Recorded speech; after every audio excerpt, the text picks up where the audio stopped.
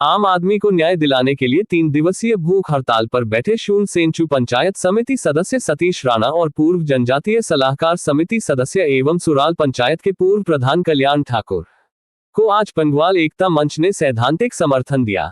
पंगवाल एकता मंच के चेयरमैन त्रिलोक ठाकुर ने कहा कि वो भूख हड़ताल पर बैठे पंगवाल साथियों को अपना पूर्ण समर्थन देते हैं। त्रिलोक ठाकुर का कहना है कि वो समय समय पर अपनी आवाज सरकार तक पहुंचा रहा है और साथ ही घाटी के चल रही समस्याओं को भी प्रशासन तक पहुंचा रहे हैं, लेकिन घाटी में अधिकतर विभागों में विभागाध्यक्षों की पद खाली पड़े हैं और सब कार्यवाहक अधिकारियों को दिया गया है। जब तक पांगी में शीर्ष अधिकारी नहीं आते हैं तब तक ये समस्या यूं ही बनी रहेगी। त्रिलोक ठाकुर ने कहा कि जो मांगे सतीश राणा और कल्याण ठाकुर ने उठाई है वो सब जायज मांगे हैं और जब तक इन मांगों का हल नहीं होता है तब तक आम जनमानस को भूख हड़ताल पर बैठे साथियों का समर्थन किया जाना चाहिए ताकि जल्द से जल्द इन समस्याओं का कोई ना कोई समाधान हो पाता, जिसमें हमने पांगी में संचार, सड़क, विद्युत व्यवस्था में सुधार लाने का आग्रह किया गया था। सरकार द्वारा बालन के दरों में इजाफा किया गया है, उसे वापस लिया जाए और जो सब्सिडी दी जाती है उसे खाते में डालने की बजाय पुराने स्वरूप में ही किया जाए। यदि उनकी मांगों को नजरअंदाज किया गया तो आम जनता की समस्याएं और बढ़ सकती हैं और न्याय के लिए संघर्ष जारी रहेगा। पांगी न्यूज 24 के लिए शिव सूर्यवंशी की रिपोर्ट। पांगी जय पंगवाल।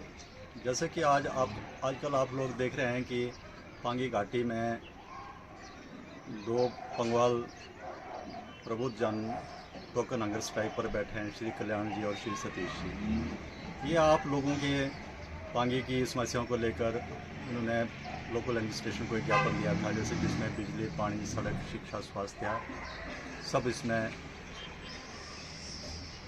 इन्वॉल्व थे कि सरकार इस पर ध्यान दे। हमारी अपनी लीडरशिप ना होने का यही खमियाजा है, उस पर सरकार की तरफ से कोई ध्यान नहीं दिया गया।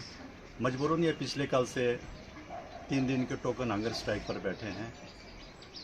पंगवाल एकता मंच इन प्रिंसिपल इन डिमांड्स का समर्थन करता है और बाकी सभी लोगों को भी इनका साथ देना चाहिए।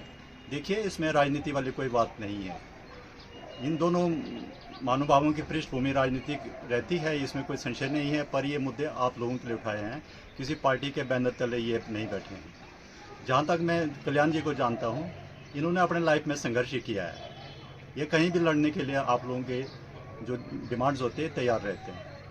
मेरा आप सभी पंगवाल समुदाय से अनुरोध रहेगा कि इन विषयों को हल्के में न लें।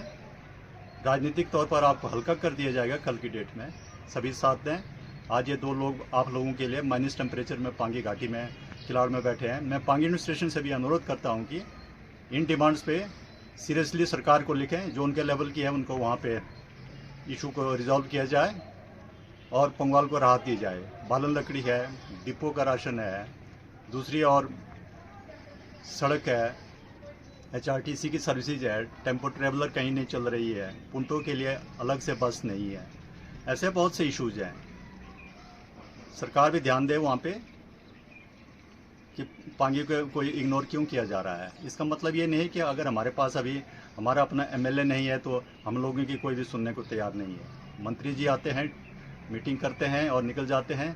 अभी एक मोदी अभी और आए थे घाटी में, बहुत घोषणाएं हुई, इस तरफ किसी का ध्यान नहीं गया। ये पंगवाल को खुद सोचना चाहिए कि हमें क्या करना है। पंगवाल एकता मंच का यही डे 1 से यही नारा है, जय पांगी जय पंगवाल। हम क्यों बोल रहे हैं? इकट्ठा हो जाओ, राजनीति छोड़ो। ये कांग्रेस बीजेपी चलती रहेगी। आपके मुद्दे जो है ये तब तक इशू रिजॉल्व नहीं होंगे जब तक पंगवाल समुदाय इकट्ठा नहीं होता है।